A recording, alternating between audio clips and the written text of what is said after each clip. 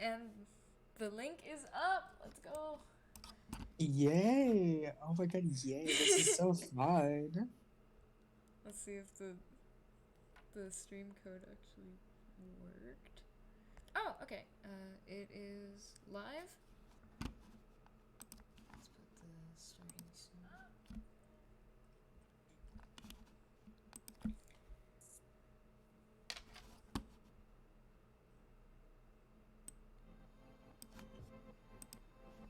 Okay. So the desktop audio. It looks like the music is coming through. Can everyone hear everything okay? Hello, you. Sorry, I let that slip out so much. It's horrible. It's okay. I'm going to add a pinned message to the chat because people are probably going to be wondering where Fraser is. So I'm gonna make a pinned message. I don't think I've ever pinned messages in Twitch before, so let's see if I can do that. Isn't isn't Frasier like the name of a oh my god, what's that 180 sitcom? It's Seinfeld. Isn't Yeah. Frasier the name of a Seinfeld character? Yeah, I think so. Yeah, but I'm that. making oh sorry, go ahead. Oh, yeah, Fraser is Scarlett Fraser's last name, so we just call her that to like because I'm just usually called Scarlett, so Mm-hmm. it's a way to separate the two. Okay, pinned message time. I love that. It's okay. We remember Scarlett Fraser in memoriam. Um, Yeah, R.I.P. 6 feet below, maybe 6 feet above too. I don't know. Perhaps. It's like Schrodinger's Scarlet. Schrodinger's. There's there's a Scarlett Squared for you. Not going to be joining us today because.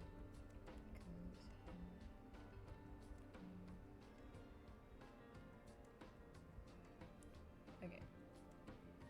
Can I pin this? Question mark? No? Okay. I'm just gonna leave that there.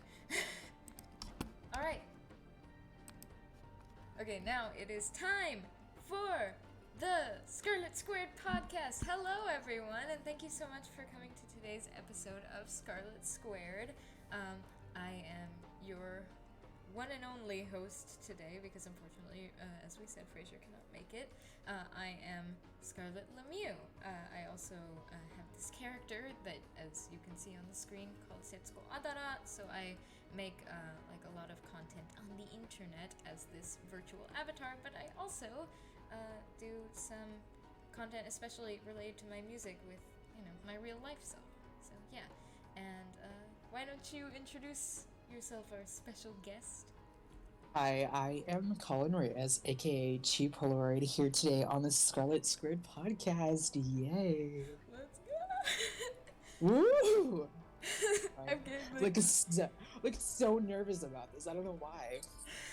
No, you do not have to be nervous. I'm going to try and make this a super awesome, super fun stream for both the audience and us. So if you have any questions, for Collin, feel free to post them in the chat, and I will shout them out. And also, we have a new announcement that I notified Collin of before the stream started. We are actually having a charity donation going on right now with the Music Cares Foundation. There's Twitch has just added a new function where you can add donations. So what we did was so the Music Cares Foundation is one that gives funds and various like welfare stuff to artists who are struggling, specifically musicians who are struggling to make it, and we want to help musicians in any way we can by and since we're doing a podcast that's about musicians, so yeah, okay, so let's start with a very special announcement. Very good timing on that announcement that you had on Twitter, Collin, about there's a new mixtape coming up. So let me. I literally have like notes about things that I talk about. I've in the other stream, people heard rustling papers all the time. I never told anybody, but I have a little secret because I have like a list of things that we discuss. Oh my god, shut up. That is See, so funny. I love that. in case I forget like the things that I'm supposed to talk about, because I get nervous. So you have a new mixtape coming out titled Ghosts, which you said will be presented in 4 acts. So without spoiling anything, do you have any special details that you would like to give about that? Oh, trust me, I do. So this was actually a project that I'd like sat on for a long time. I don't remember. Well, I do kind of remember when I started first thinking about it. I think it was like right before July, June. By then, I was already working on a smartphone confessional, and I'd just been thinking about like just other projects before I committed my full time to this. And I remember just going around in Photoshop making stuff, and I made this cover, and I was like, if this had to be like an album or a mixtape or whatever, what would it be? And I was like, oh, I think it'll be a mixtape called The Ghosts. And I was just really excited about that because I really like this idea of just like something kind of haunted. It definitely will have a more like analog vibe to it. Ooh. So the 4 parts are actually like 4 acts because I've always wanted to make something with 21 tracks because 21 is my lucky number. Oh, that's And awesome. so I was thinking, I was like, well, how would I do that? And I decided the best way to go about it would be do a mixtape. And I decided I'm going to separate this into 4 parts. So it'll be like 4 chapters of one overarching story. So, Oh, that's so cool. So it's gonna be like concept album type thing. So cool. yeah. I've been like writing notes about it, like hashing it all out. I've been like thinking, like, like, how do I want to set this up, you know? Everyone, y'all better stream that when it comes out, because it's gonna. I just know it's gonna be awesome if it's Collin's work. Yes, it'll be good. Trust me, it'll be good. I am making sure it is good. I think it's gonna come out sometime, depending on how long it takes me to finish up everything. It'll either come out late November or early to December. I'm still iffy on it, but at least like a week before I decide to release it, y'all will know. Wow. Yeah. One thing that I've noticed about your music is that you are, um, I mean, just with like content creators in general, no matter if they're musicians or like whatever kind of artists they are, they're always like, you know, consistently put out a constant stream of content. And you have been serving us a great deal of content over this year. Like, you've released stuff almost every month, from singles to EPs to albums. And there are a lot of people, I don't know, there are people that feel like there there's people that think an artist should like create a specific amount of music, or like demand that. And like, what is your opinion on like how did you get into, how do I explain this? This is such a hard question to talk about, but um how did you get into that stream of like being able to release music and getting into that flow even when you have like so many extracurricular activities and still like being in school and stuff? Because I think that's really amazing how much you can put out. Yeah, no. So, to be fair, what had happened is, so a little history behind Cheap Polaroid. This actually isn't my first music alias. I Oh. did music alias called Dim Red Lights all the way back in 2020. And I think it was like sometime around late 2020 that I finally ended it, and I was like, okay. And for a while, I hadn't even been making music at all. Like, I had just, it was kind of dormant. And then late May of 2021, I had put out an album that I had worked on for a little bit. Or actually, no, I don't think it was an album. Sorry, it was a mixtape. Or wait, no, it was an album. I just released a mixtape like 2 months prior to it. And after that, it was silent. It was kind of dormant on my end. And then like 2022 rolls around, I release an album that I kind of shelved for a little bit because I was like, you know what, I think it'll serve as a nice, good progression. And the real way I got into like that whole constant creation flow was just I had so many ideas that I had been thinking about, and I had been putting them in my notes app, and I had been thinking about it. But the current way I had been producing music, I just hadn't been going anywhere with it. But one day, Nrail, another kind of artist, like famous artist in the scene, um, was talking about was talking about Ableton Live, and I was like, I've just heard so much about Ableton Live. So one day I install it, and one of my favorite albums by DDS, Evangelis, was made in a day, if I'm correct. And so I was like, I'll make an album within a day. And I did exactly that under 8 hours. And I had so much fun making music that I just couldn't stop. Like, I'm always making music. And another way was there's a Wayhander project. I hope I pronounced that right, by Dr. Duct Tape. Um, yeah, had also kind of allowed me to just rapidly create stuff, and I have a lot of fun doing it too. Like, I'm always thinking of new stuff just to create, so I'm always like writing it down, thinking about it. Like, I have so many ideas that I haven't even like started to work on yet. It's just, I don't know, it doesn't stop, I guess. Yeah, that is crazy. And yeah, especially like I had that same sort of reaction to like hearing, I don't know how you pronounce it, Evangelis, one of those. But the DDS album, when I was like, that wasn't even made in a day. That was like made in a night when like Keith stayed over at like James's place or something. Yeah. And but like the problem that I have with like releasing music myself is that I'm such a perfectionist with it that I like spend weeks on one track and then like nothing ever gets released until like way later.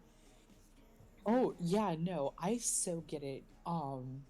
So I actually, if you want to hear, I have quite the funny story about Smartphone Confessional. Oh heck yeah, let's hear it. So, it had come right after the whole idea of it had come right after No More Love, which was released, I think, all the way initially back in March of this year. So what had happened is I had been talking to Luna. Um, they go by Luna.sfg on Twitter and other social media platforms. They are great. I mean, she is one of the greatest collaborators ever, greatest mentors ever. Just super great person all around. I absolutely love them. And I remember one day I was talking to them, and I don't exactly know what we were talking about. I think we were talking about art, and I had told them about what I'd wanted Smartphone Confessional to be. And they were just like, oh my God, that sounds like so great. And so uh, we decided to make art for it together. It was kind of more them who made the final product, but I had been kind of feeding them what I had been thinking about it. And they showed me the final art, which is the cover art of it. And I remember just going, oh my God, that's so great. Like, I had been super inspired. And originally I had this whole concept idea for Smartphone Confessional, except it went through so many revisions. It went through three major iterations before I actually put out the final product. Like, I worked on it almost all year. Oh my gosh, wow. Yeah, so it was crazy, but I really liked how it came out in the end, and I'm really proud of it. So Yeah, definitely. One thing that I noticed about not only smart professional and a bunch of your other works is that your theming and your branding is very impactful, and you have like a your music has a very specific like image and aesthetic that goes along with it. And I don't know. There, some people's images in music, they don't like to like categorize it with a specific genre, or when musician or music critics tell them that their music is a specific thing, and they're like, no, I have my own brand that's unique to myself. So how would you describe your theming and your like just the general branding, I guess, of the cheap Polaroid, like your concepts and stuff, to somebody who doesn't know? so I have always been a visual thinker, in my opinion. I really like when I start to think of an idea or a concept or anything really, especially music. When it comes to music, I always think of the art or the music video first. Like, it's almost kind of like scoring or soundtracking a film in my head, I guess. Like, I always get an image of what I want or a video of what I want, and I kind of hold on to that. I just really latch onto it. And then when I'm making art, I learned art all the like graphic design all the way back in middle school. Like I took graphic design classes. I was on my middle school's yearbook. I'm on my high school's yearbook team. And graphic design has always been something I'm really passionate about. And so when making album art, I always kind of thought of like, okay, what's the specific theme I want to have for this album?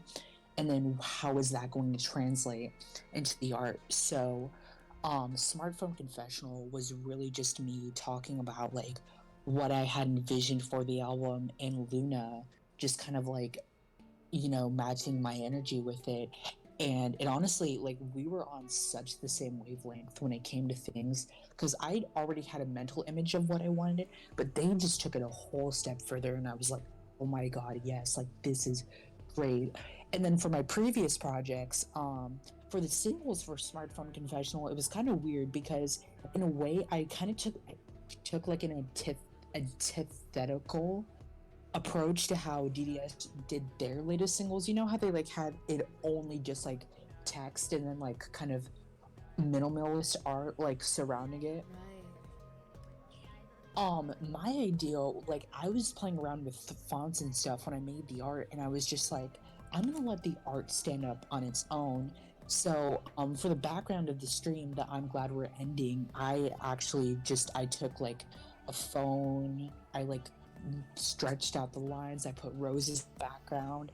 I wanted it to be like if you were to see it as like a 7 inch or a CD in a store, you'd remember it for the art. Like you wouldn't have to have text just to remember, oh, okay, like that's what that is. Yeah.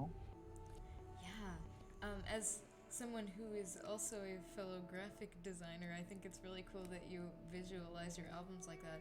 Which is weird because like I visualize like I think of music videos for other people's albums in my head, but for some reason that sort of analogy has never really clicked with me, like for my own music. So that it reminds me of like there was a hot shout out to the Hot Takes podcast because that was one thing that like real as you could probably tell for people who watch it really inspired this one. But they had an episode with Equip, and they were talking about how sometimes even the cover of an album can make or break like people's like the way people view it or whether or not they even listen to it in the first place. And I thought that was a really cool idea that the visuals, like even though they aren't a part of the sound, like plays such a big factor in like the impact of the album in general. I have to agree with that. So my whole thing, and this is talking about previous albums here. So I'm gonna focus on my two previous albums, Friday Night Destruction and um No More Love. So Friday Night Destruction, I remember even with the initial session that I had for it, I was really inspired by Deftones' album from 2006, Saturday Night Wrist, where it had that sort of ethereal quality to it, like kind of like I think it's called like heroin chic, that sort of like grungy, like dirty, Oh sort of yeah. like hedonistic like vibe to it. And I kind of wanted the same thing at first for Friday Night Destruction, and then as I made the album and as I was going on, I had been listening to Radiohead's Kid A lot, and I had just been thinking of like this really bleak open space, like 3D graphics, like very cold. Like if have a word for it, very cold, like very uninviting. And so, in the end, that's initially what I wanted, even in that space, like that sort of ethereal space with like the person on the cover and everything. It's very dark, like very monotone. So it feels cold. It feels very bold. And that's like the main result I was going for. And then with No More Love, it's sort of weird. I inspired from a poem, and I had taken this screenshot from a Lana Del Rey music video, "Born to Die," because it was very over dramatic, over the top, very cinematic, and I just wanted to like drench it in something I didn't know what. And so initially that like whole like kind of bloody red sort of outwashed like thing, it just felt very fitting for the album. It felt very there, like attention grabbing. You couldn't exactly make out what was going on. And I really liked the like just the idea of the whole album being this sort of confusing mess. And I was like, it's gonna be hard for people to get into this. And that's exactly what I wanted for like my first impression. Is I really like I kind of wanted it to be a test in a way, if that makes any sense. Yeah, that is so cool. Especially since, even though, as I said, like the concepts that you have developed that are very, like, you can tell they're very distinctly cheap Polaroid. Like, you hear or look at, like, you hear something or look at an album cover and you're like, that's cheap Polaroid. But also, Mm-hmm. even then, all of your albums have like so many different influences from like so many different places, and I think that is like really admirable that you're just, kind of like what Keith was saying on the previous podcast. You were just an appreciator of music in general, as well as a music maker, and you put all of what you have learned and heard from other music into your own. Mm-hmm. Did it? Okay, wait. So when you mentioned Keith, were you saying that like Keith said that about you, or Keith said that about himself, or?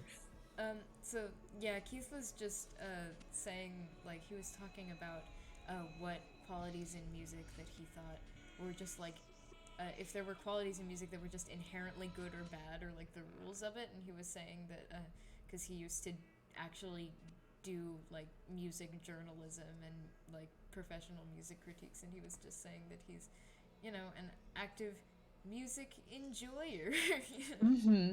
Well, and I totally have to agree with that because I'm the same way. The thing is like, for me, a lot of my sample choices too is just music that I like full heartedly. Like, I love so many genres that just to confine myself to only exploring one genre is just so bewildering to me. That's why, like, honestly, I find it so baffling that, like, how artists can only stick to, like, one genre. And that's why I never really like criticism of, like, people when they say, oh, and I don't see it a lot, honestly, but when I do, I always find it bewildering, like, of criticism of people exploring genres because I think there's a lot of potential in people to explore different genres. Like, I mean, Lady Gaga, she's done country, pop, electronic, like rock. Ariana Grande, even though she's been on a bit on the more tamer side, I mean, she's gone a lot of places. Def's Dynamic Shroud, they've gone a lot of places. I mean, Right. mm, I love going a lot of places. Like, no genre is untouchable to me. Yeah, and like, especially with what you said with Death's Dynamic Shroud was like something that also kind of made me like open up to a lot more music genres in general, and just be more open to listening to different things, because like what Keith said about, like, there are some things just in general in music that make you feel like inherently, either like that, no matter what the genre is, or no matter what type of vibe it is, there can be just qualities of music in general that inherently make you feel something good, in your soul. And it's like, even like just limiting yourself to a genre and not being able to explore those things and those qualities is very limiting. Yeah, yeah, no, for sure. Um, and that's the whole thing with me is I could not help myself when it came to genre. So I think Smartphone Confessional has been the only like boxed in genre, and that's because like primarily focused on the pop genre. But even then, you can hear influences of like different genres in there, like electronic, EDM, rap, hip hop. And on its twin album, Blood Diamonds, too, you can hear me go more places like alternative, hip hop, R&B. country. Well, not really country, but because I sampled Phoebe Bridgers, like rock, that type of thing. So, Yeah. I do actually kind of want to like ask you that the same question that we were that like Keith and I were talking about that sparked that thing you said about music criticism, and that is, are there any like, no matter if it's a genre or just like an instrument or like a type of sound that is used, is there something in music that just either makes you feel like inherently like immediately good inside or bad? Like is there just a gut reaction to a certain thing where it's like no matter what genre it is, it's just like no, I don't like that, or I really do like that. That makes sense. hmm oh, that's a bit of a hard one. Like, I know what you're talking about. I just have to figure out how to like say it. So, there will be times when I'm listening to a song, I'll just be really like focusing on the vocals and the lyricism and the whole atmosphere. To me, atmosphere of a song, like I there are sometimes like when I'm picky with songs, like for example, I'll be on Apple Music and I'll listen to like a playlist and I'll like if you can get me hooked within the first few seconds of a song, like if I hear a melody or vocals or lyrics that just really grab my attention, I'm like, ooh, yeah. On the other hand, though, there's also a downside to that. Not that, but also just like that first impression.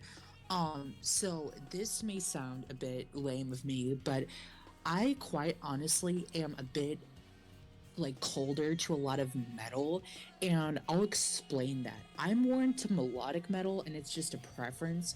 But like if I turn on a metal song for example and the first thing I hear is just screaming and no melody like at all, like I don't care if they're screaming, but if it's just like very unmelodic and it's just relying on like thrashing guitars, then I'm kind of like or Exactly.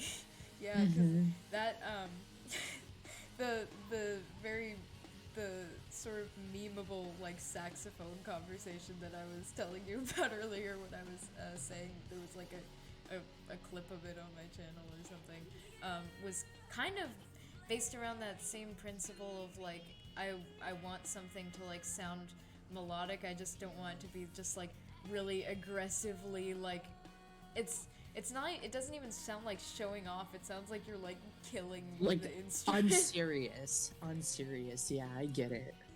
Yeah, and it's like it's kind of overstimulating for me because that's why I said it sounded like a baby crying. It's like it. You know how like that reaction you get when a baby is crying in a store, and you're like, I don't like this. hmm It's that same The sort of gut reaction, I guess. In a way. yeah, that and this is like specific to like dance, I guess, but I like a lot of dance music and electronic music, right? So whenever I use Apple Music, I go onto something called the Dance XL playlist, and there will just be a lot of times where like I'll start a song and it's just like the same beat. It's very generic. I don't like when like don't get me wrong, overused tropes can be used, like can be good if they're done right. But if I go to click on a song and it's like the same four on the floor beat, it has like the it sounds like very generic. I just like I'm kind of like sort of already turned off by it. But if it can redeem itself somehow, then I'm like, okay, I'll stick around. Because some songs do that and they redeem themselves. Other songs just sound like your same four on the floor, like vinyl bin, of the 90s beat, and it's just like, okay, you can find like 5,000 others of these. And I never like calling music generic because I really do think there's art in all music. It's just when it comes to preferences, I can't pretend that, like I'm gonna be like absolutely like 100% unbiased towards music because I definitely think, it's okay to admit that sometimes you do have a bias towards music. I mean, everyone has their own tastes, and if people didn't have different tastes, then we wouldn't have so many different genres of music in the first place. Yeah, exactly. So, I don't really ever feel bad about preferences. And notice I don't really call music bad. I never like calling music bad. I might say, like, I'm not really into it. I just usually say it's for me or it isn't for me. Because I really just, it depends on the person. But I think all art is inherently good in some way or another.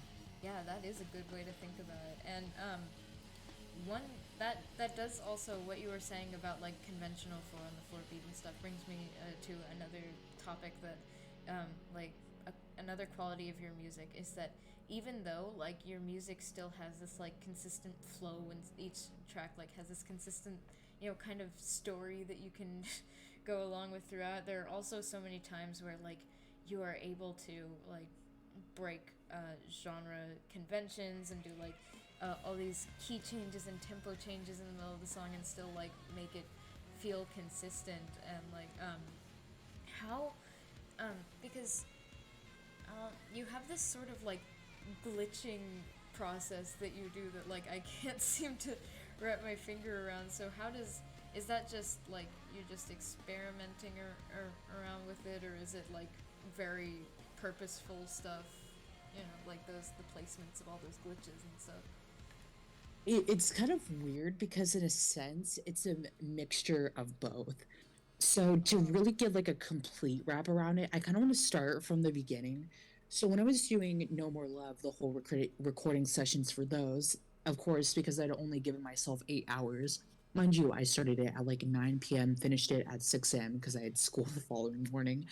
um I hadn't really spent time on the whole glitching algorithms. I just kind of went into beats where I'm unable to and said, okay, let it do its thing, messed around with the markers, messed around with the tempos. It was very messy and it was very uncontrolled. With Smartphone Confessional, for example, following the work that I had already kind of done with um Friday Night Destruction, I had thought about the glitching and I was like, okay, I want to make it sound in a way like this. My approach to it was I was trying to actually avoid the glitch factor on the this album, and I think that's kind of what it made it so special, was because at first I had such a heavy resistance to it that when I finally did, it all came like very intentionally crashing in. Like I like to make my glitches in this album to where like it seems, very random, very chaotic, but it's very controlled. Like it's all intentional in a sense. Like it's very intentional how I set it up within the tracks. So Yeah, I mean it seemed as if like as I said, it seemed as if there was almost like a story going on with like the way that you manipulated these tracks and like the way that the glitches were placed. So, in terms of that, I know you were talking about like that the art influenced it, but do you ever have like a story in mind of a way that like when you hear a song you're like I want to reinterpret it to mean something else, or is it just or is it just like I Oh, don't know oh if that yeah, makes no, sense. definitely. I definitely have my reinterpretations of songs. Hold on, I'm just switching microphone quickly. I don't Oh, think okay, it'll sure. be like a huge thing. Okay. So when it comes to songs and everything, when I work with skills, I always think about, okay, well, what does this song mean to me?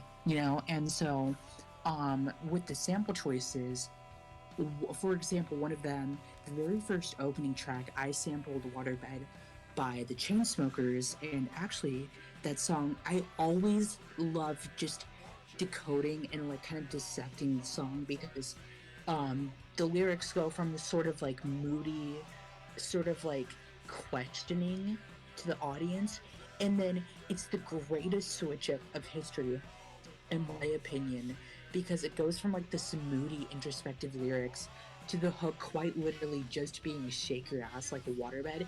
And for some reason that is so funny to me, but also just so like I don't even know how to put it. It like bewilders me in such a way that I'm guessing they didn't even like intentionally mean it this much. But to me, I always just loved like that sort of like moody introspective part in the beginning of that song, and that was always my like way about it. I like the kind of like darker part of the song, like it's meant to be very, bright, uplifting, this really like summer party anthem. And I was like, well, what if we made this into something to where it was kind of like moodier and like darker instead? And I always love twisting pop songs, or like Smartphone Confessional, for example. where it was just kind of like I was already kind of playing off of Rihanna's lyricism in Work and the whole remix. But to me, it was just kind of like part where it glitches out when she starts singing "Give Me Something Please." Or wait, no, sorry, it's "Beg You Something Please." I kind of wanted it to be like kind of cracking on pressure, like here it is, like this is what I really mean, like the whole confessional part of it. So I chose those lyrics and snippets very intentionally. So Yeah. Well, I have not like I was not familiar with like the waterbed song before this, so now I'm literally just like I'm on the computer. I have like another tab open looking at this, and oh my gosh, that is what you said is so true. And it's like all along the bottom of the deep sea, can I shake this feeling? And then just shake like a waterbed. yeah, shake your ass like a waterbed. Like What? to Why? me, like I don't. It's so. The chain smokers have always been like this outlandish to me, and even then, I like I'll admit I was kind of on that part of the team where I was just like, oh, I'm not the hugest fan of the chain smokers, but I have to give them credit where it's due. Their way of thinking in pop songs, I don't think they made it intentionally to where like they wanted it to be moody and introspective, but I think the way that Waterbed delivered those lines, like in a way, I feel like this was almost bound to happen eventually, you know? Yeah, I guess so. I have never really thought of them in that way. I was just like, oh, it's the chain smokers again. Yeah, everyone goes, "Oh, it's the chain smokers." But I always had a strange affinity for their earlier songs, like Roses, New York City, like those songs. Even though they seem like very surface level songs, they definitely have like a lot of ways that you can just twist them. Like 504 did a cover of New York City with Alicia Keys, where she's singing the vocals from that song, but he kind of reinterprets it into his own song. And it's like I always like that idea of like taking what someone else put out there and going, okay, this is cool, and now here's my twist on it. Like that's always been one of my driving forces. Yeah, I mean, the the reason that might be one of the reasons that we're kind of that all of us are attracted to the vaporwave community as well, because that's kind of the principle of it, is taking an existing work of art and shifting it. And the fact that there's a whole community like around that, I think is really cool. Like even um, I know people don't like the fact that like they think vaporwave has a specific aesthetic or whatever, but the fact that they can twist like pieces of like really culturally significant art, like those statues and stuff, and like turn them into something that's more broken and like and contemplative. Like I feel like both in the visuals and the sound that the vaporwave community in general does a really good job of that. Um, Yeah, honestly. and I you have like the vaporwave tag on some of your works, but I've never necessarily like considered it vaporwave. Are you one of those people that like rejects your music being associated or like called Oh, vaporwave? Or absolutely not. No, no, no, no, no. It's just it's so weird to me in a sense. I've never, and even then I do fail to tag it as vaporwave sometimes, mostly because it's just, to me, I've always like, it's not that I don't establish myself with the vaporwave scene. I just don't see myself as like inside part of the community. Like I understand it and understand the community. I just, it's kind of one of those things where I don't really know where my music lies, and it's always been like a oh, here are some umbrella genres, but I think my music is very distinctly what it is, and I think I fall more under like a weird sort of plunderphonic. Yeah, that's how I kind of yeah, more think of it, is plunderphonic. Like even just the word makes more sense to me. So yeah. Well, we still welcome you as a part of our community. Thank you. Yes. Also, I just so everyone knows, this is not me having my moment of, oh, I hate vaporwave, I despise it. It's just sometimes certain tags and labels just aren't for people, and I still love vaporwave. I don't really care if people consider it vaporwave. At the end of the day, it's all just what really matters to me is people listen and you know at least they're listening to the music. So that's what matters to me in the end. I don't really care about genres and the and if I'm being honest. So Yeah, I'm very thankful that like the vaporwave community has kind of lightened up in a way about like the very like the specificities about the sort of things they'll listen to, because like it's exactly what we were talking about like how people are sometimes closed off to certain genres or don't want to make things in certain genres because they like have a specific target audience or brand or whatever. But I think the the vaporwave community can basically now be whatever you want it to be. So mm-hmm. that's not something that I really see in like a lot of other like music communities, because there's like a lot of them have like very specific rules about like like especially like in the EDM way, because it's always some sort of beat or some sort of type of sounds or whatever. And but like yeah, no, vaporwave is just it's just vaporwave. Yeah, exactly. Yeah.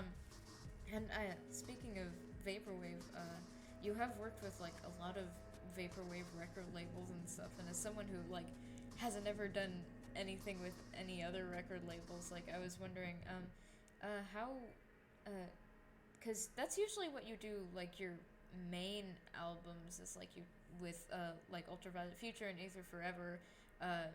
You usually like team up with a particular record label to release your music. And just in general, how is your experience with the like that record, those independent record label side of things? I will be 100% honest, and this is targeted towards any record label owners out there. Don't worry, I'm not gonna diss any record labels, lol. um my it is very hard for me, I feel like, to find a very like a record label, just to be on a record label roster. So if there are any record labels that see this or see my music and think, I would love to have them on my roster, this is my go ahead. Yes, please. Because don't get me wrong, I love working with record labels. But another thing is just trying to find one to be on a roster of. It gets very daunting because sometimes I approach these record labels, they're big, they have a lot of artists already. They're like, okay, we'll consider you. They get backed up, and it's not really their fault. They already have a lot of their on their hands, or some are particular, and then others just don't exactly know if they want me on their roster yet. So when it comes to that, it's honestly just a matter of who and when. Originally, I was, and it still might. I don't know. Originally, I was gonna have Smartphone Confessional on Ultraviolet Future. Rob, a wonderful guy, he says, "Oh well, we already have a Bandcamp release slated for October." I'm like, "That's fine." And so it was actually just a matter of going around and seeing who would be willing to take it, and eventually, I happened upon Calcium demo, and actually, it wasn't so much more of me asking them. We were already planning to release something, but by the time Smartphone Confessional hadn't been finished and everything, we hadn't released anything under the label yet. And so we were like, okay, well, let's make this, the project, since we have some time left. So I am very, very happy to know, and a lot of record label owners, Skyline, Mallcat, Ultraviolet Future, Aether Forever, geez, what are some other ones? Turtle Pal Tapes. I mean, there's a lot that really, just are great and amazing, and I'm so lucky to have them all. And I definitely think that I'll work with more record labels in the future. I've I've always liked the idea of being able to work with multiple record labels because I've always liked their vision So, but if definitely if any record label wants to put me on their roster, I am so down to do that because unless I already like pre-plan it with the label, I only release music on my own Bandcamp. So, and I really like the reach that record labels have, so. This is just like a very weird tangent, but I before the stream for like a few days and stuff, I was looking into some of your stuff that I didn't know about and doing a bit of research, and like I just noticed this like strange anomaly that one of your B-sides compilations was in there was this record label called the New World 99 Cent Store, and like Oh my god, I yeah, can't I believe had to know you more about mentioned this that. because there were a bunch of like DDS related or like inspired albums on that, and I want to be in on this DDS related stuff, so I want to know what Oh that's my about. god, do I have this story for you? So I think it was like April 2021, all the way ago. Um, I remember, hold on, I'm switching mic again. This is daunting, I know, I'm sorry. No need to apologize at all. So basically all the way back in like April 2021, I don't remember how, but I think a member in the New World Clubhouse had mentioned something about because of the mixtapes, the New World mixtapes getting leaked, someone mentioning the fact about, oh, like we should, someone should make like a fake account and be like, oh, here are all the New World mixtapes and here are the leaks about them. And Tech Honors had shot it down and said, haha, like that it's funny, but ultimately no. And we were all like, yeah, it's for the better anyway. Um, but mind you, I'd already made a domain on Bandcamp. I don't remember if it still is or not. I know the username still is New World Leaks, but it had been New World Leaks. And I just remember thinking, well, how funny would it be to make these like parody DDS mixtapes? And so, as I've mentioned before, Dim Red Lights, since I don't have any of the music available anymore, I ended up taking it all down, but I still had like all the files. I decided to kind of like repackage it into these mixtapes. And so I made like these mixtapes and I was like, oh, this is this mixtape, this is this mixtape. But I also kind of found it as a way of like, I also treated it as a, if I ever wanted to do anything music related that wasn't exactly related to Cheap Polaroid in any sense or anything that I wanted it to be made, but I still wanted it out there. This was kind of like my backup like the site. And so for the B sides, I was like, okay, I'll make this a treat. Instead of like compiling it into an EP for the single or whatever, I'll release it as an album of B sides, and whoever just happens to find it, finds it. And so I kind of compiled it there, and I was like, whoever finds it, finds it.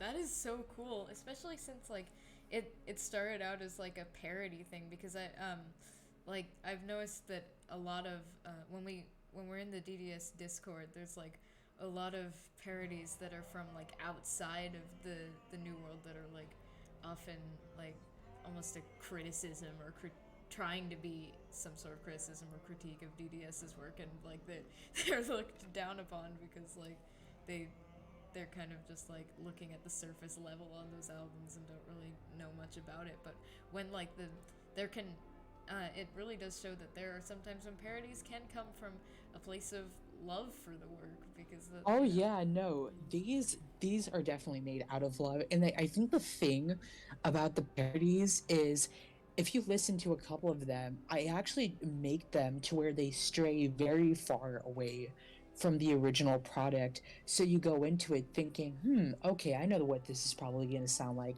And then you're completely taken aback because you're like, oh.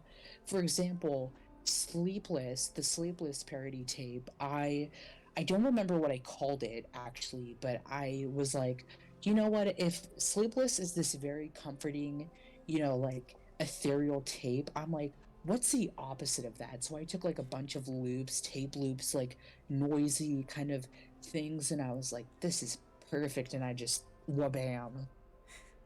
Pat Chennington needs to get on this as like another side of Bandcamp that people don't know about. Oh God, yes, please. I like if so, this is just wink wink, a little wink wink moment, like when your grandma flips between. This is a little wink wink moment for everyone in the audience out there. It would be such a shame if someone were to recommend my project to Pat Chennington. Oh no, wink wink. Yeah, I honestly there are a lot of people in the vaporwave community that have like connections to Pat Chennington, but unfortunately I do not. I don't know how people request things. Is it just through like the YouTube comments or something? But if I I have no idea. I think he also has an email, but I'm not oh okay. sure. So. Yeah, because if I can, I definitely will recommend some of your stuff. Chennington. Thank you. Okay. Oh. I don't know if this is one that you're. This is going to be one that I'm going to have to be like kind of sensitive about this topic because.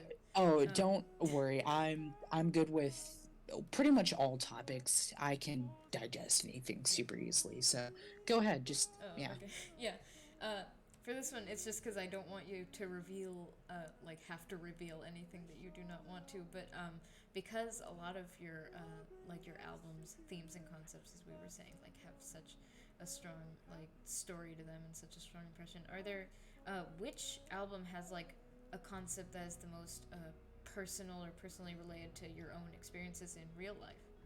I was hoping you would ask this question because let me tell you, I have thought about it. So, I think the very most like personal one to come out yet originally was going to be Smartphone Confessional, but I actually kind of removed myself from it. In a sense, I still added my experiences into it, but my very personal one I think would be Friday Night Destruction. So No More Love, despite the name, had I wasn't heartbroken remotely at all during then. I was just kind of playing on the idea of, oh, what if there was a land of no more love and heartbreak?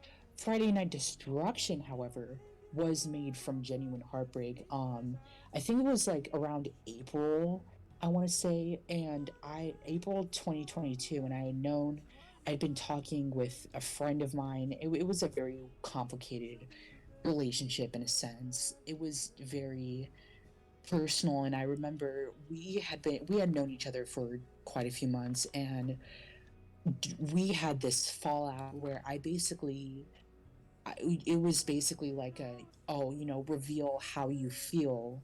Like, I know you've been lying, and like it was one of those moments where the truth came out, everything was undone, and I remember just feeling very heartbroken. It was very strange. It was the first time in a long time that I'd felt that like amount of just grief over someone.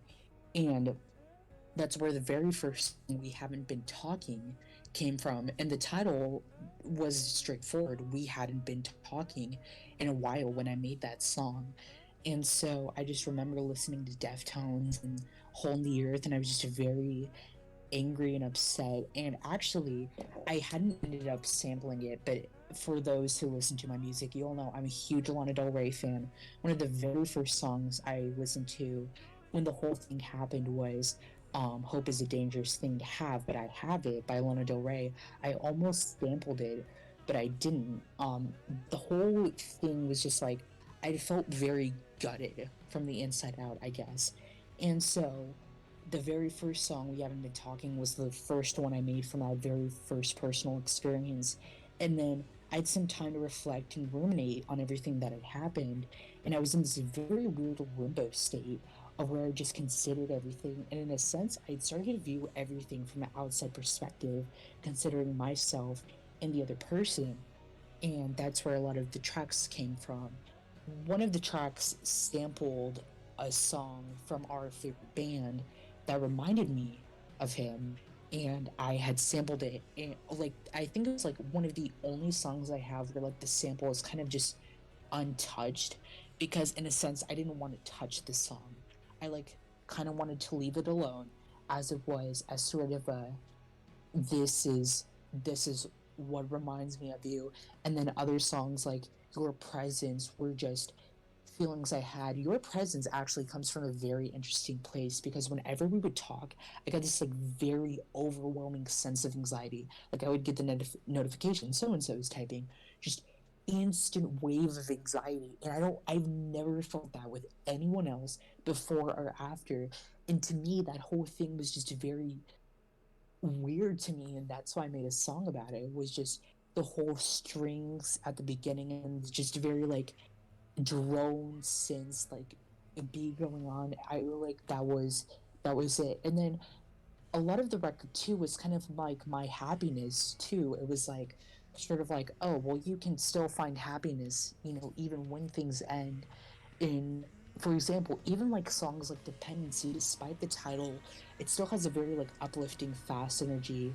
Or I Only Want You, even though the lyrics kind of talk about having an obsessive love, it still has this very uplifting tone. But one of my favorite songs coming off the record, Nothing Nothing Nothingness, and what kind of inspired the album overall was I just imagined this like 3D, like very low poly 3D landscape where it's like a desert or an ocean, and you see like mountains and you see like oceans and things and the wind, but there's like nothing. It's very bleak, very vast, because to me that's kind of what represented the album. And the time creating it was just a very empty feeling. Like, what do you do when your whole emotional core has just been like ripped out of you? And I really like that idea a lot. So Wow, that is genuinely heartbreaking to hear about. yeah, no, I'm sorry. Like it just oh my god, I'm sorry. I just got a You have great no need to notification back. apologize. Feel free to let out whatever you need to. Oh no no no no no! I'm sorry. I just got like taken aback for a moment because I read a paper for my English class and I just finally got the graded. Here's your paper, and I'm like, oh, Yeah.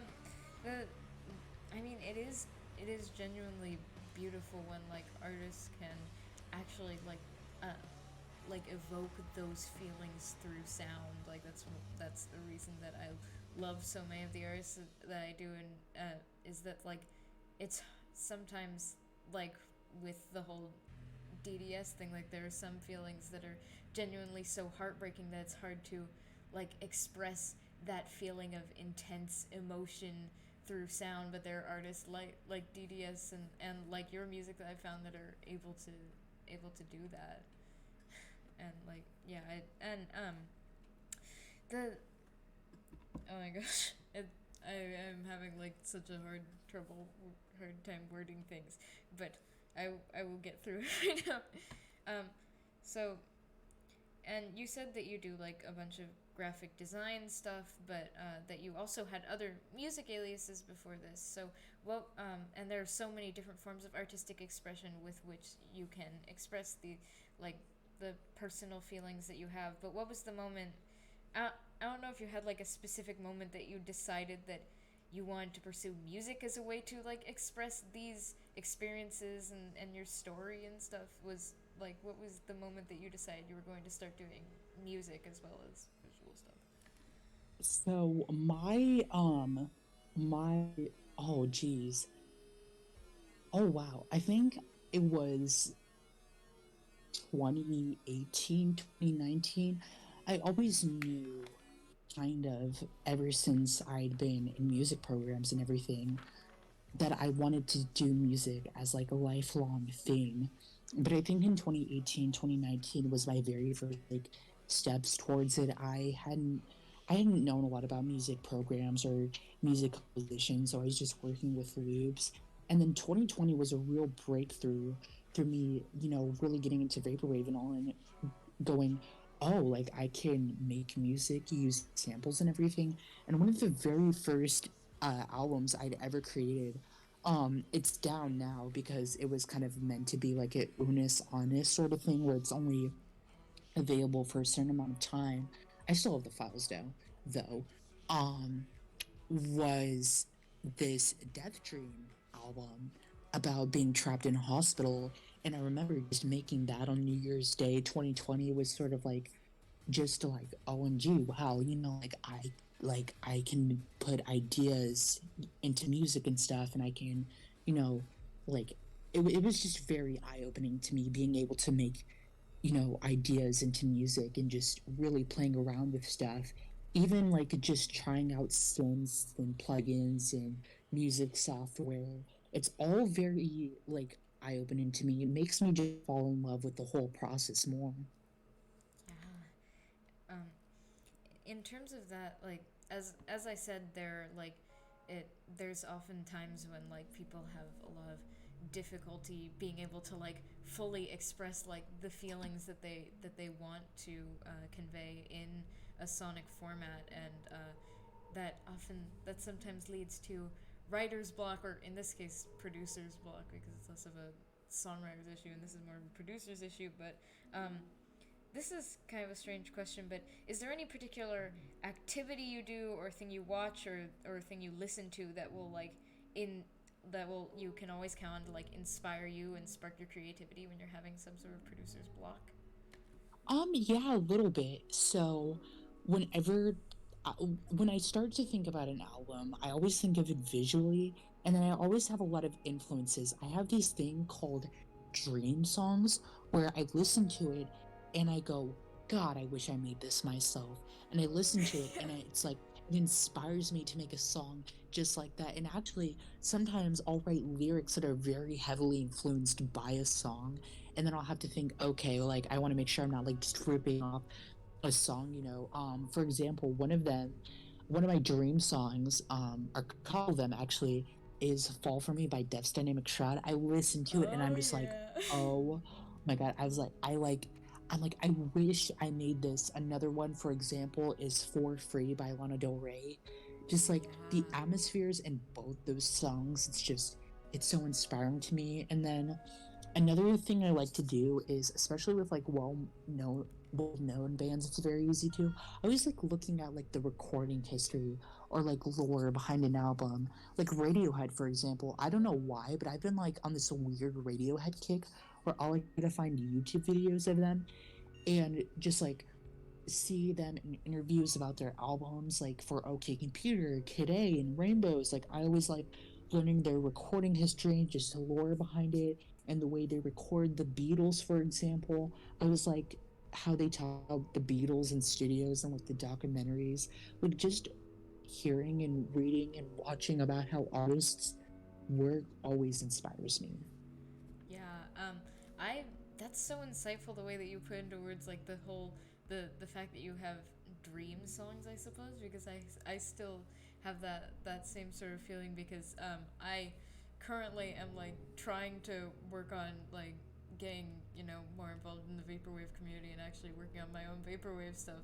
But it seems like every time, like when I said in the New World Mixtape Club, it seems like every time I try to like make a song, it's always like extremely influenced by whatever DDS album I'm listening to at the moment. Because like I'm like, this just sounds like a ripoff of Heavy Black Heart, or I'll try to look like this, etc. And I have to like dial back on that. Oh my That's an god, experience I speaking of have. Heavy Black Heart, you just reminded me of something that I almost completely forgot about until now. I don't remember in which song, but I almost sampled Dream Argument, just like a very small snippet. I don't know if you know the part I'm talking about, where it goes like done, done, like it has like short Yeah. little break, like that. I like it's high pitched, so I can't exactly like hit it, but it has that like little break there. It's like done, dun, dun, and then it goes like, I'm the dream. Yeah. Like it's escaping me, but yeah, I almost like I really love that break for whatever reason.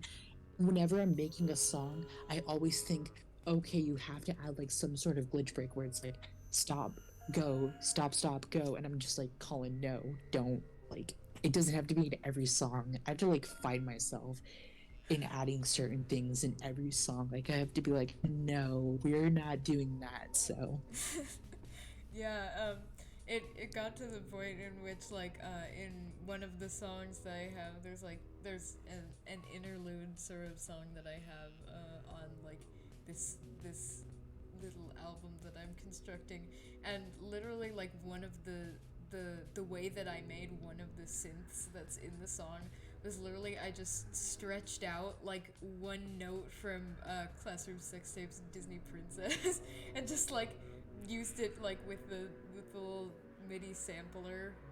Mm-hmm. So it's like I it's a Death Dynamics Shroud sample, but you can maybe never tell. Yeah, so when I was doing my cover of Rare Emoji Collection, at first it was kind of gonna be like what Tech did at like the end of Classroom Sex Tape, where it was just like that cover of whatever song on My Wife, who I still love. But then I loved the original song way too much, and the live from Japan version. Ooh, don't even get me started. Oh God, I love that so much. I No, right? um so I know I said everything in the album was intentional, but the Rare Emoji Collection cover. So I ended up working with the sample of the sample song, and then obviously with the sample song. And at the very end, I never intended those last 20 seconds where it gets all high pitched and it's like, like very ethereal, like all stretched out and things like that. Like, I never intended for that to happen. It Wow. just ended up happening and I ended up keeping it in. And that very little part where it just abruptly cuts off, kind of fades back in and then out. I didn't even knew that happened until I listened back. Oh And by my the time I gosh. listened back, I was like, I've already sent this off to distributors and whatever. So too late now, I guess, but I was like, I like it too much, so I kept it in. Yeah, it was too perfect. Honestly. Um, so you said that like you were inspired by the whole "My Wife Who I Still Love" thing. Does that mean you were gonna like genuinely like do a vocal cover of it, or? Yeah, the only thing was just I did not know any of the notes. Like I didn't know how to cover it. And I didn't really know like how I was gonna make that a cover either. Cause quite literally the only lyrics are and then it just Miley going under your spell, done under your spell. And Soft world so, rendition of it. yeah, or like, I don't know, imagine me playing like a guitar and just me going, under your spell, under your spell. Like, I don't know. The only way I could cover a song, DDS song right now is if I like do something with lyrics because I don't even really have instruments to like play around with. I mean, I have my piano, but I can't really like make that into anything like a live setup just yet. So Like the DDS unplugged or whatever. yeah, if With I his mean, pony book. I was gonna say if you wanted me to do an unplug, the best I can do is just like an acapella. So Right. Yeah. Everyone sign a petition if you want Collin to do a cover of Wrecking Ball. I mean, if I could do like a. Oh my god, that actually reminds me, Trumanji and Oh. Trumanji is a shroudy in the New World Clubhouse. I Yeah, actually shout out to did some Tremanji. vocals on a song that we're producing right now. It's a cover of Samson by Regina Spektor. That's so And I was gonna cool. say, if y'all want me to do like an a cappella cover of like a song right now, I'm so down. So Yeah. That would be so cool. I didn't even like I didn't know that you've have you done vocals on songs before? Because I've never heard um you. I have, but it's only been like textural stuff. Oh. Yeah, the Samson cover is actually the very first like main vocal thing I did. So but I can do a one take cover if y'all want, but I don't I can't promise how good it'll be. So Congrats on the milestone of doing vocals on the track. That is thank you. very It was cool. it was very fun. So yeah, no, it was quite literally just me on my bed singing into my phone. Samson was wait, oh my god, I can't even remember the lyrics off the top of my head. It went something Samson like was. Samson went to my bed, told me that my hair was red. Yeah, I can send a small MP3 snippet. It's a very early draft, so I can't promise the final song sounds like it, but I can send a draft of what it sounds like. Well, what my vocals sound like, anyways, That would on the be so song. awesome. So yeah, let me just find it super quickly. Oh my god, is it all the way from? Yeah, I think it's like all the way from August. OMG. Oh Wait, wow. hold on. I'll have to just like send you a link. But yeah, no, it was the whole vocals on that thing were just like me wanting to sing, but I didn't know what to sing. So I was just like, you know what? You get me covering Regina Spektor because I was on, and I still kind of am. I was on this whole Regina Spektor kick, and so I literally had this one song that I had on repeat, and I just like it was just it was horrible, but I was like, there you go, there's my cover. So yeah, there is a Oh. very early draft of what my vocals sound like.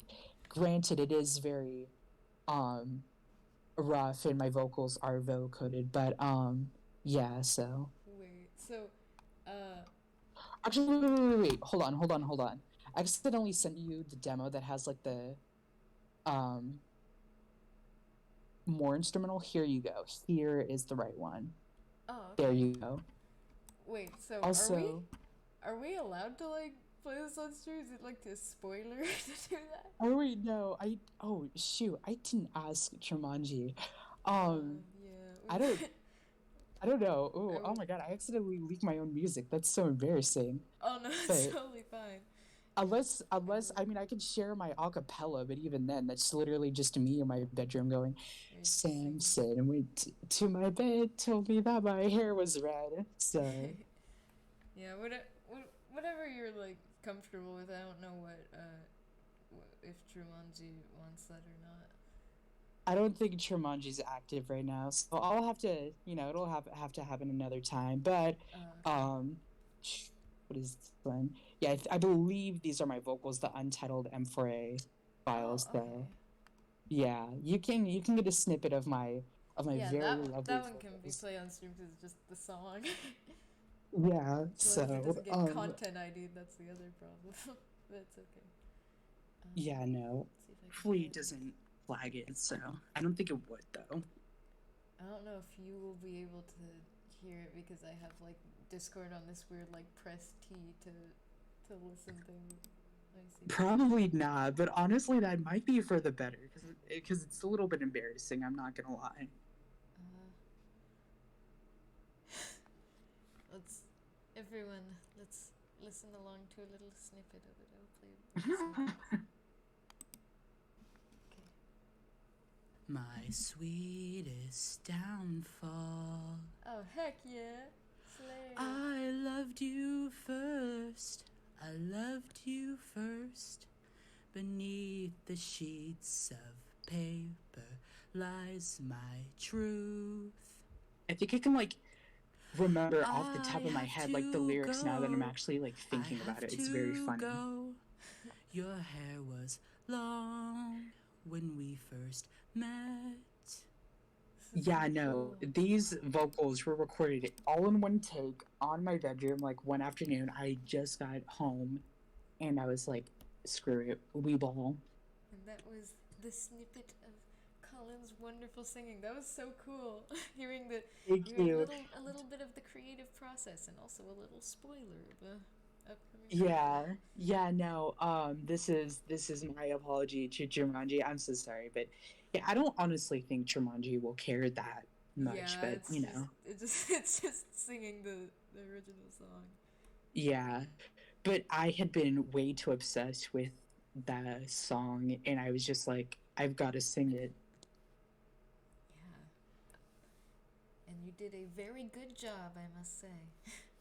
Thank you, thank you. I always get like so. I think that's the main reason I haven't done a lot of is because when working samples and just everything, a little fun fact about Smartphone Confessional was actually the second iteration was just going to be sample instrumentals and kind of me reworking them, and I was going to sing on top of them, but I was trying it out and I was like, I don't think I can make this work out. Like I can make it fit. It's like when you try to make two puzzle pieces that just don't go together. It's like they can try to fit, but they just don't look that good next to Yeah. each other, So It is weird because like with that sort of genre, it's a different style of producing and like sometimes like I've noticed when I tried to do that that those elements just don't mix because I a long time ago I posted something in the New World Discord server that never went anywhere, and I'm still trying to figure out what to do with it because I had made like a remix of I I guess you could say it would be a remix of "It's Your Move," but it was in the key it was for like the very famous, or some people think it's infamous, but I don't, the Lisa Frank 420 version, and I had Oh. made a remix like of like a remix instrumental for it, and I was going to like sing the song like the actual "It's Your Move" song on top of it, um, but like I kept realizing that the style of mixing and production I had done on that one is like so different from what I usually do for like my actual original songs, and I was like, how do I make this work? So we'll figure Yeah, out something. I'm definitely in that state with one of my songs right now. So I've a little spoiler. I technically already like it was gonna be on the Smartphone Confessional album, but I was just like, this is gonna take way too much work. So it's not on Ghost, but it'll be on the album after Ghost because Ghost technically is a mixtape. So it's called Psychedelicate, which is a play on psychedelica and delicate, and also That's kind of so on cool. psyche and like a delicate mind. And so I heard this song called Jungle by Tash Sultana, um, and I just really loved it.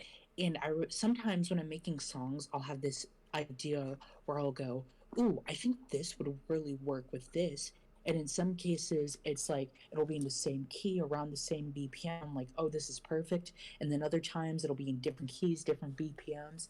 And so I had the idea of transposing Lana's Cinnamon Girls, specifically like a couple of lines on top of the instrumentals, so the instrumental would be going da na na na na na na na, and then you'd hear like the clap clap bum bum clap clap bum bum, and then it'd be like Lana's singing all the pills that you did, like all the pills that you take, and I was trying to figure out like how to work that out, um, and especially when it's doing that da na na na like that melody with the guitar. I tried singing over it like the lines and tried singing the lines, but I was just like, I don't know how to make this work. So it's been in this like limbo for like the longest time. Yeah.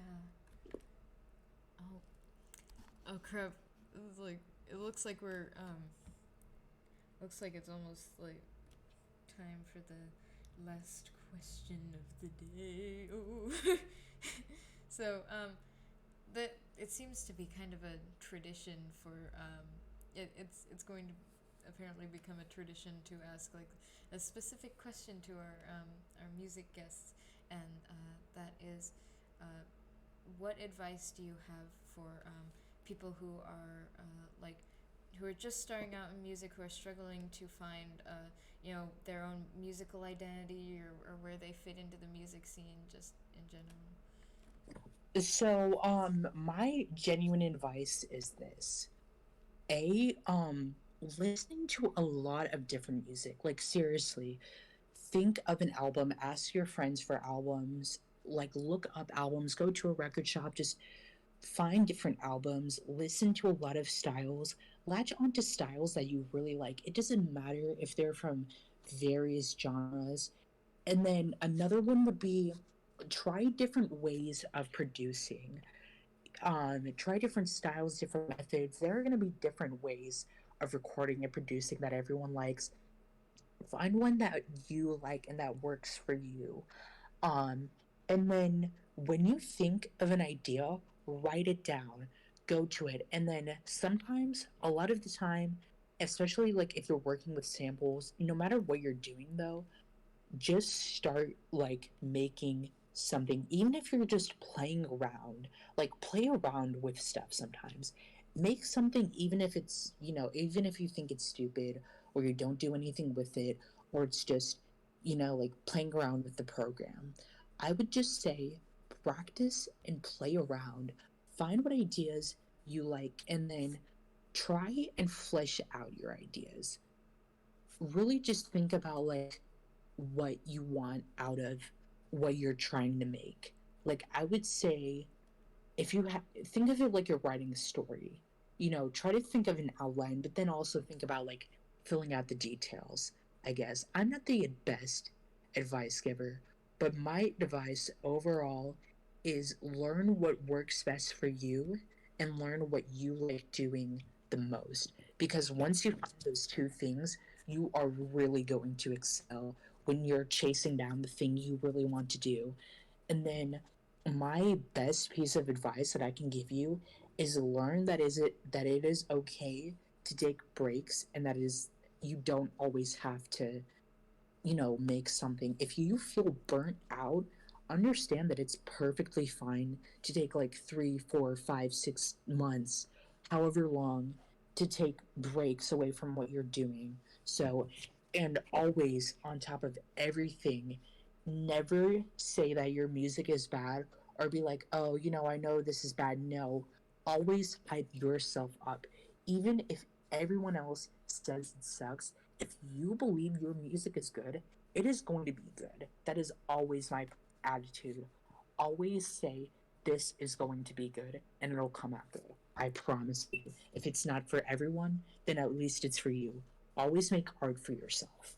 Heck yeah, that is such awesome advice, especially the part about making art for yourself. Because if you try to make art that only for like pleasing other people or making art that other people will like, then it doesn't come from your heart, and then it's not as genuine. So Yeah, exactly. Let me tell you, I in life have had the very unfortunate symptom of being a people pleaser. Let me tell you right now, you don't people please. It doesn't get you anywhere. yay! Please yourself. You've got to be independent, and you've got to please yourself. It doesn't matter if 100 people don't like your music. You like it, then at the end of the day, that's all that matters.